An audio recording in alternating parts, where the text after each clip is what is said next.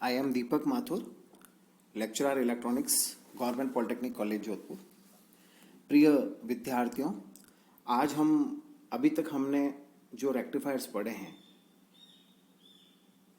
उन सब में कंपैरिजन के बारे में इस लेक्चर में स्टडी करेंगे।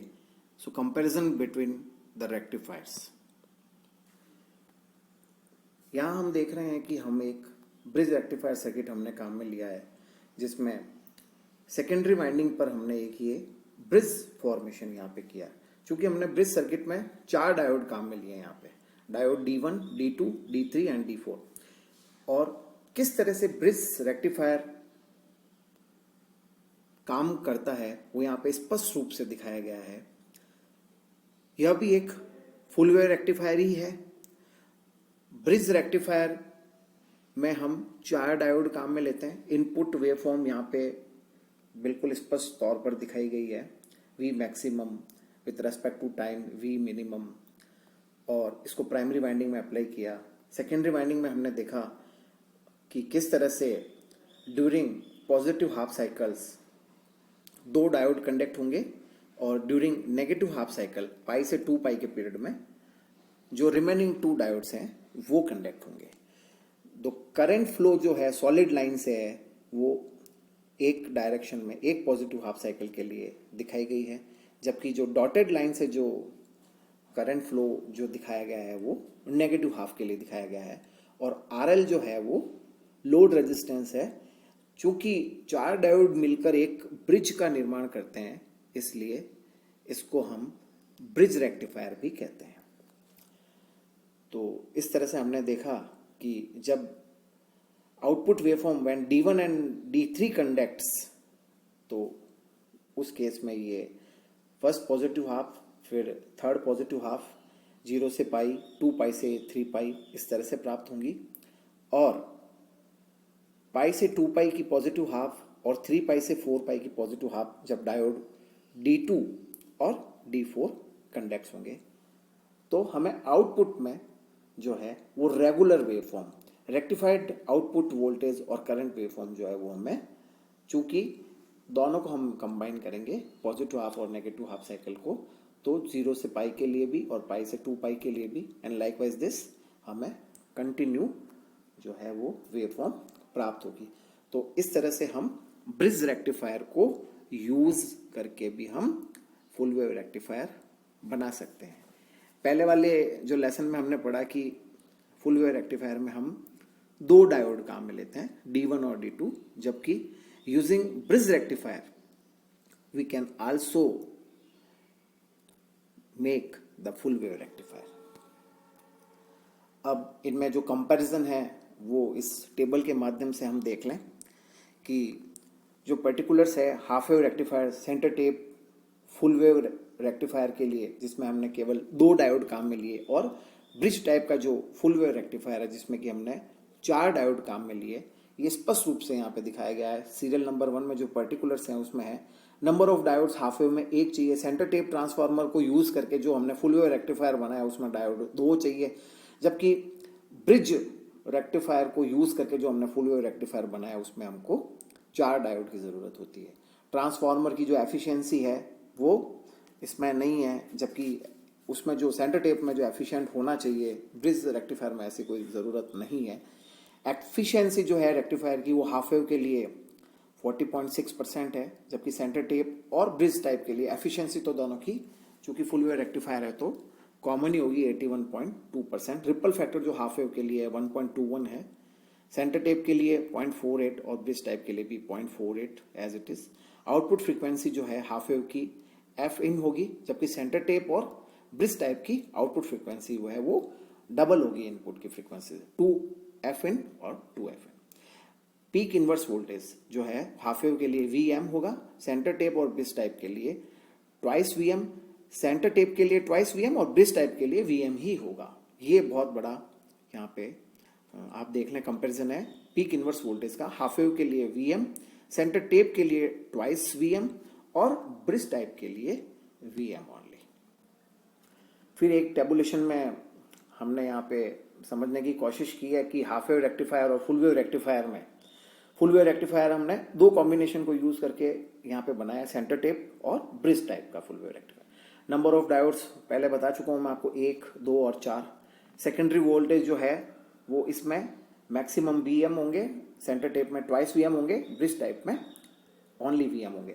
आउटपुट वेवफॉर्म की बात करें तो हाफ वेव में केवल हाफ साइकिल के लिए ही कंडक्ट करेगा, जबकि सेंटर टेप और ब्रिज टाइप रेक्टिफायर में वो फर्स्ट हाफ के लिए एक सिस्टम डायोड का और दूसरे हाफ के लिए दूसरा सिस्टम डायोड का। ब्रिज में चूंकि 4 डायोड है तो 2 डायोड एक हाफ साइकिल के लिए, 2 डायोड जो रिमेनिंग है वो दूसरे हाफ साइकिल के लिए वर्क करेंगे और इस तरह की वेवफॉर्म हमें प्राप्त होगी। डीसी आउटपुट की जो वैल्यू है वो हाफ वेव के लिए V मैक्सिमम अपॉन पाई है, सेंटर टेप के लिए और ब्रिज रेक्टिफायर के लिए twice V maximum upon pi है। रिपल फैक्टर पहले भी हम देख चुके हैं, 1.21 हाफ वेव रेक्टिफायर के लिए है और 0.482 और 0.482 फुल वेव रेक्टिफायर। चाहे हम सेंटर टेप ट्रांसफार्मर काम में लेके और फुल वेव रेक्टिफायर बनाए 2 डायोड को यूज करके, चाहे हम ब्रिज रेक्टिफायर को काम में लें। एफिशिएंसी जो है 40.6 है, in case of half wave rectifier 81.2 और 81.2 है फुल वेव रेक्टिफायर के लिए। ट्रांसफार्मर यूटिलाइजेशन फैक्टर जो है वो 0.287 है फॉर हाफ वेव रेक्टिफायर के लिए, जबकि सेंटर टाइप ट्रांसफार्मर जो हाफ फुल वेव रेक्टिफायर के लिए हमने काम में लिया है FWR के लिए, उसके लिए 0.692 है और ब्रिज टाइप के लिए जो ट्रांसफार्मर का जो यूटिलाइजेशन फैक्टर है वो 0.811 होगा। टाइप्स ऑफ रेक्टिफायर, ये फिर आप इसको सर्किट डायग्राम से भी यहाँ पे डिफाइन कर सकते हैं। क्लियर स्पष्ट है, हाफ वेव रेक्टिफायर में केवल हमने एक सिंगल डायोड काम में लिया, full wave rectifier with centre tap transformer यहाँ पे जब केवल 2 डायोड काम में लिए, D1 और D2, जो मैं आपको पिछले लेक्चर में मैंने आपको बताया था। तो आप यहाँ पे स्पष्ट रूप से D1 और D2 और ये फुल वेव रेक्टिफायर है। अब full wave rectifier using bridge rectifier भी हम काम में ले सकते हैं।